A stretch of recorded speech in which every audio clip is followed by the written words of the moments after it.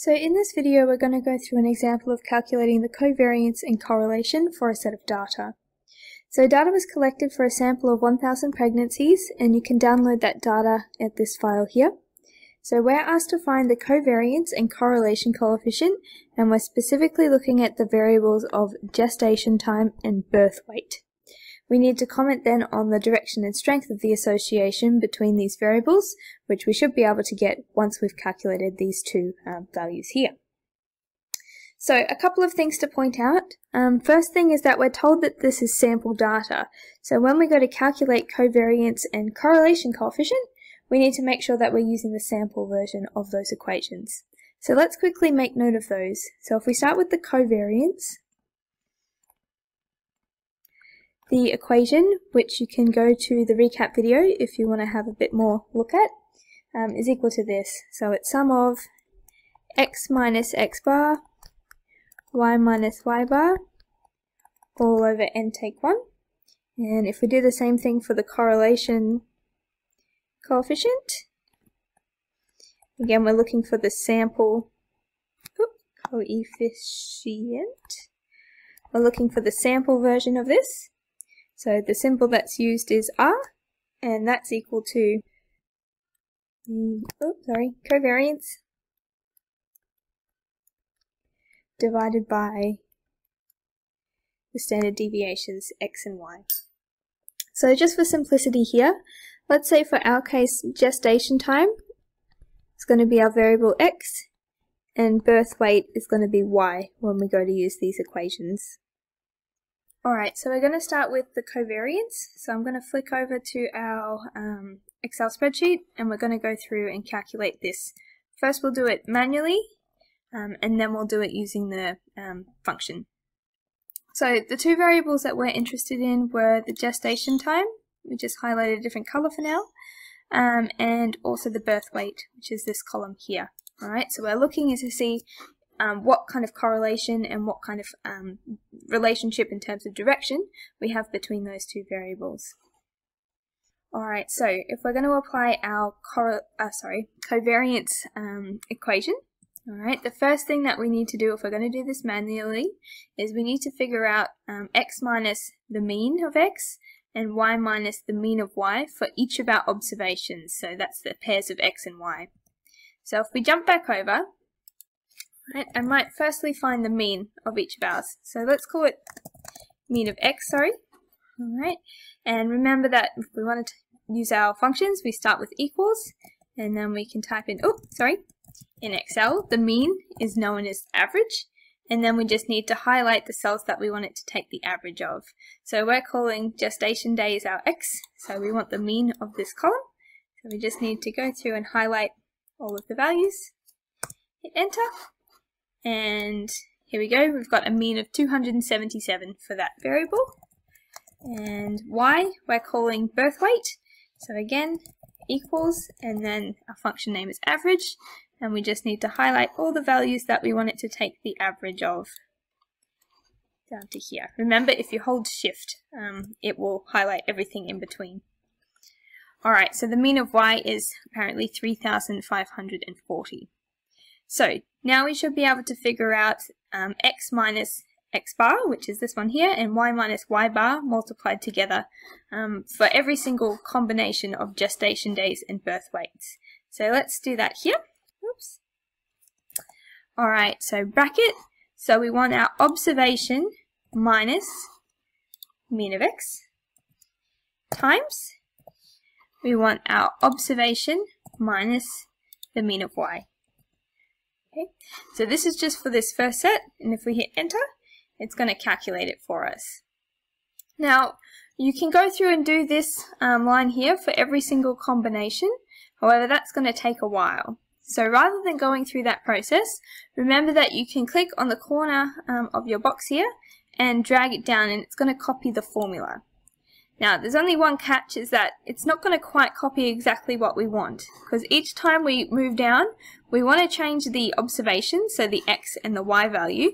However, in this equation, we want the mean M2 and M3 cells to stay the same, because they're always going to be 277 and 3,540.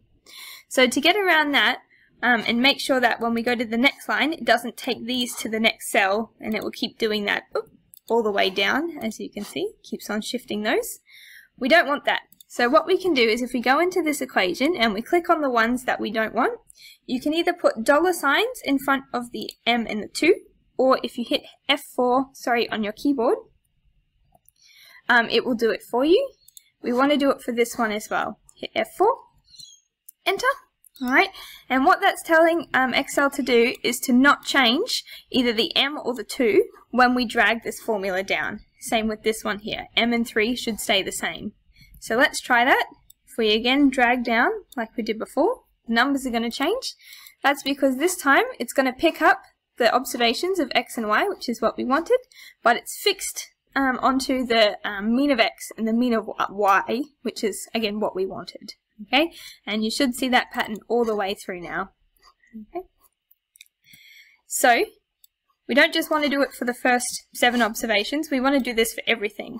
So we need to drag this all the way down to the bottom so that we do it for all of our 1000 observations. Cool.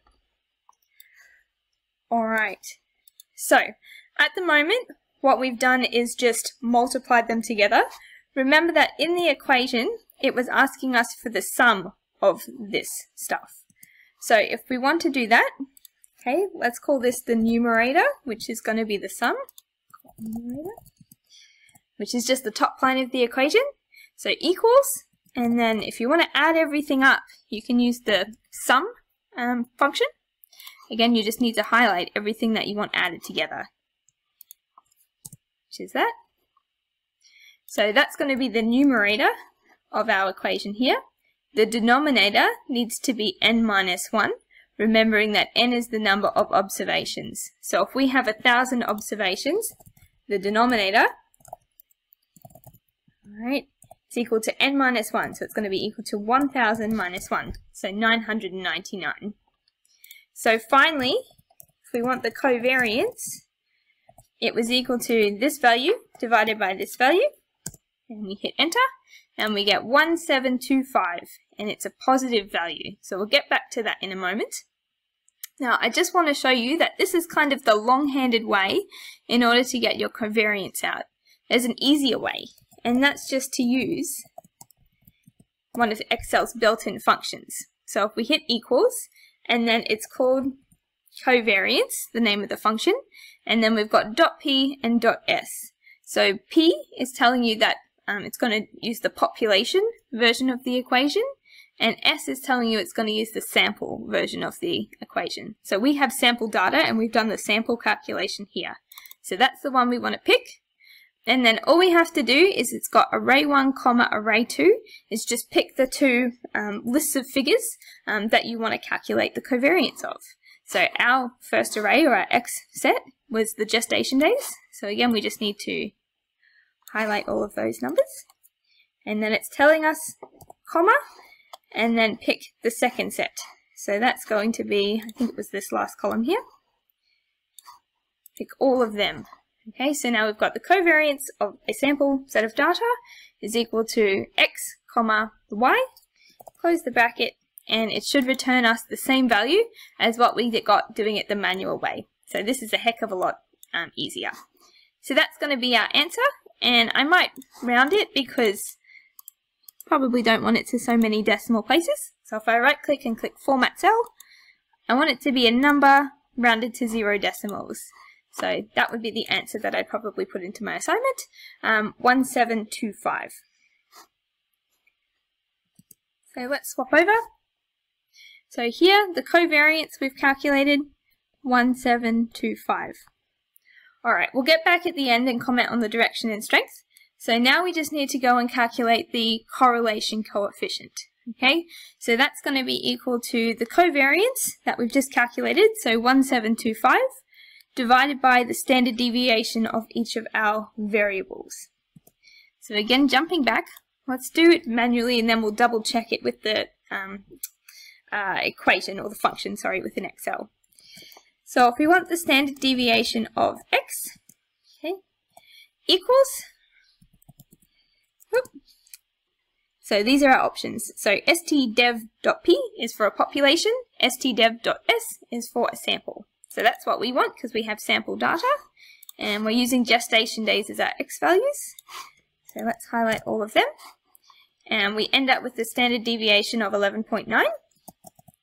Let's repeat this now for the y, which was our birth weight. So again, typing in our function, we want the sample version. And we just need to highlight the values we want it to take the standard deviation of. And it comes out to 542. So now,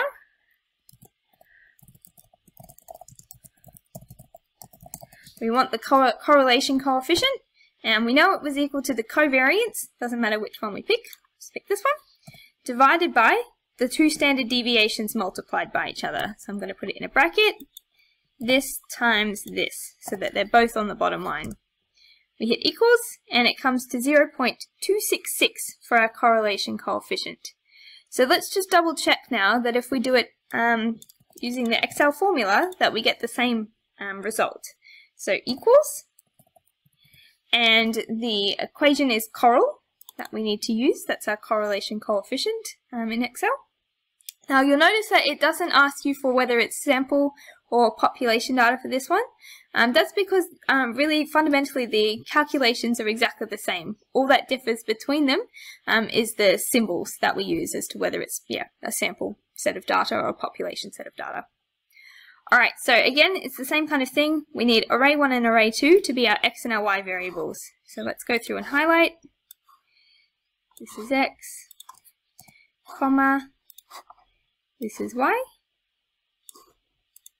bracket. And again, we get the same value out using the kind of manual way as we do doing the kind of Excel built-in way. Again, I might want to round this, so format cells, let's round it to, I've got it 3 decimals, so it's 0.266. So jumping back, we've got that. Alright, so the last part here is just to comment on the direction and the strength of the association between these variables.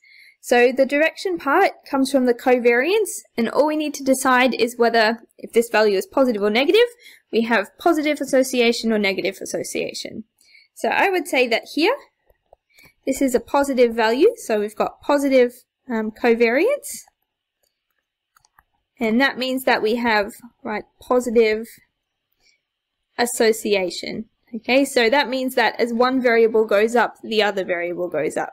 So we're using gestation time and birth weight, so that means the longer the gestation time, the greater the birth weight of your baby. So that's the first bit completed. The second bit for the correlation coefficient, that's relating to the strength of the association. So remember, there's a table that kind of tells you, based on the value of your correlation coefficient, what you can conclude in terms of the strength.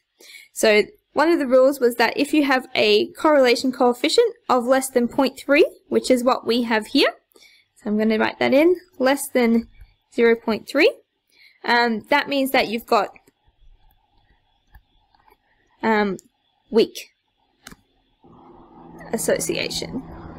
And if you want to have a look at some of those other rules, go back and look at the recap video where that table is in. So that's going to be our conclusion. So our comment is going to be that the gestation time and birth weight